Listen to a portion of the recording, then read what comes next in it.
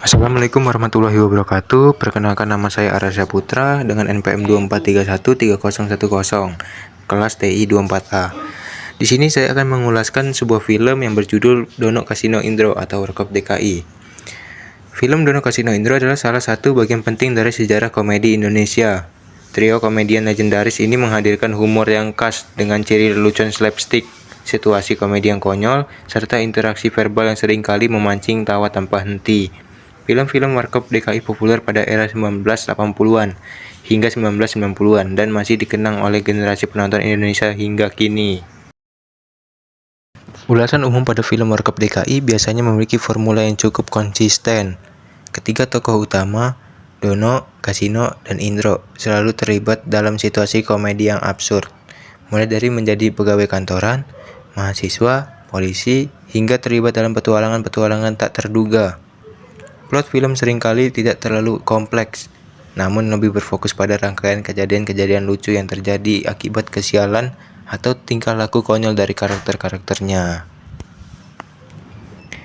Karakterisasi pada film ini, yang pertama, Dono, diperankan oleh Wahyu Sardono, seringkali memerankan karakter yang lugu, naif, dan terkadang bodoh, namun tetap dicintai penonton karena sifatnya yang polos.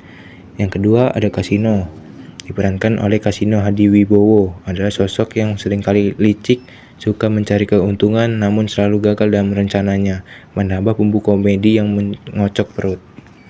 Yang ketiga, Indro, diperankan oleh Indro Joyo Soekarto, seringkali memerankan karakter penengah namun tetap tak lepas dari kekonyolan dan sering terjebak dalam situasi absurd bersama dua rekannya. Yang kedua, ada jenis humor dari Warkop DKI. Dikenal dengan jenis humor slapstick, di mana aksi fisik dan adegan-adegan yang konyol menjadi pusat hiburan. Mereka juga menggunakan banyak double entendre atau permainan kata berlapis makna, terutama dalam dialog yang melibatkan permainan kata dan plesetan. Selain itu, lelucon verbal mereka sering mengandung kritik sosial yang disampaikan secara jenaka. Yang ketiga, sosial budaya. Salah satu kelebihan film-film Warkop DKI adalah kemampuannya untuk menyinggung isu-isu sosial dan budaya pada masanya, mulai dari kritik terhadap birokrasi, perilaku masyarakat, hingga fenomena sosial yang terjadi di Indonesia. Meskipun disampaikan dengan cara yang lucu, banyak adegan yang sebenarnya merupakan satir terhadap kehidupan sehari-hari di Indonesia pada era tersebut. Popularitas pada film Warkop DKI sangat populer pada masanya, bahkan hingga kini. Film-film mereka sering diputar ulang di televisi dan dianggap sebagai hiburan legendaris. Kesederhanaan cerita namun dengan humor yang mengena membuat film-film ini disukai oleh berbagai kalangan, mulai dari anak-anak hingga orang dewasa. Humor yang universal dan tidak terlalu rumit menjadi kunci sukses mereka bertahan di hati para penggemar. Yang kelima, kritik. Di sisi lain, bagi sebagian orang, humor slapstick dan lelucon dewasa yang kadang terselip di film-film mereka mungkin terasa terlalu sederhana atau ketinggalan zaman. Selain itu, ada beberapa kritik mengenai stereotip dan representasi yang kurang sensitif terhadap gender dan isu sosial tertentu yang muncul di beberapa film mereka, yang di masa kini mungkin dinilai kurang pantas. Kesimpulannya, film-film Warkop DKI seperti Gengsi Dong, Chips, dan Maju Kena Mundur Kena berhasil menjadi ikon dalam sejarah komedi Indonesia dengan humor slapstick dan komedi situasional yang mengocok perut. Film-film ini tak hanya menghibur, tetapi juga menjadi cerminan budaya dan masyarakat Indonesia pada era 1980 sampai 1990-an.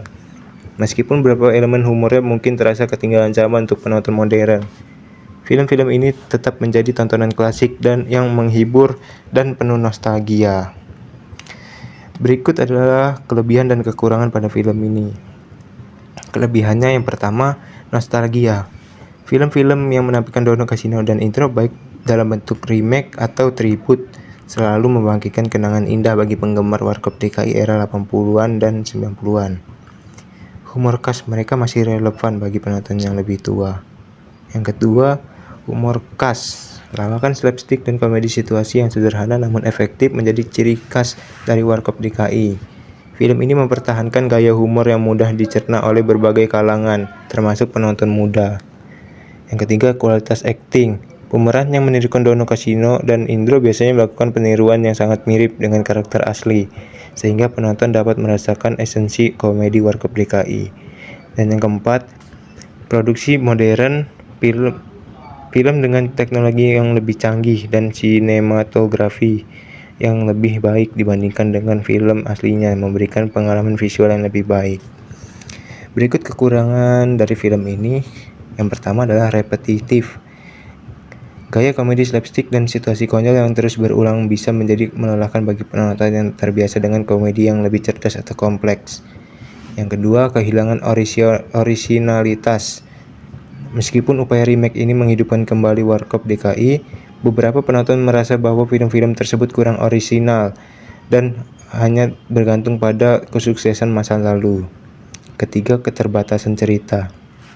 Beberapa film hanya berfokus pada humor dan kurang memberikan plot yang kuat atau pengembangan karakter yang mendalam, sehingga terasa datar bagi yang mencari cerita lebih berbobot. Yang keempat, tidak semua humor relevan. Beberapa lelucon yang digunakan mungkin terasa usang atau tidak relevan dengan konteks sosial saat ini, sehingga tidak semua penonton dapat menikmatinya secara maksimal. Secara keseluruhan, film Dono Kasino Indro tetap menjadi hiburan yang menyenangkan, terutama bagi mereka yang ingin bernostalgia, meskipun mungkin terasa kurang inovatif atau terlalu repetitif bagi sebagian penonton.